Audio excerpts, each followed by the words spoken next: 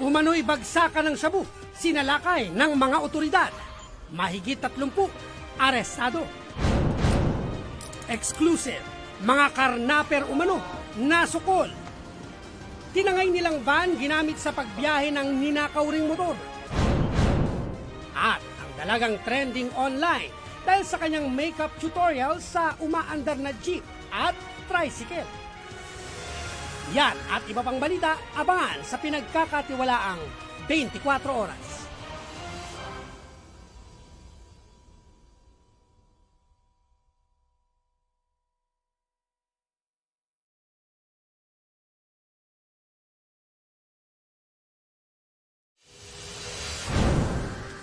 Exclusive, suntukan ng dalawang grupo ng kabataan sa isang dance contest na huli camp.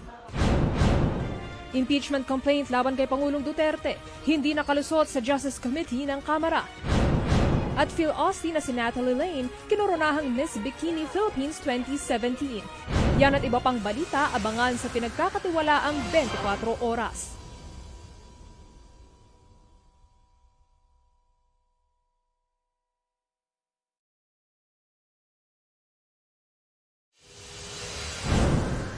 Marijuana na ibinebenta sa eskwelahan na bistong hinahalo sa mga gummy bear at tsokolate.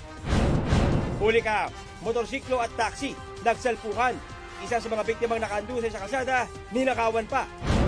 At sina Solen Yusa at Andrea Torres, magtatapatan sa alias Robin Hood 2. Yan at iba pang balita, abangan sa pinagkakatiwalaang 24 oras.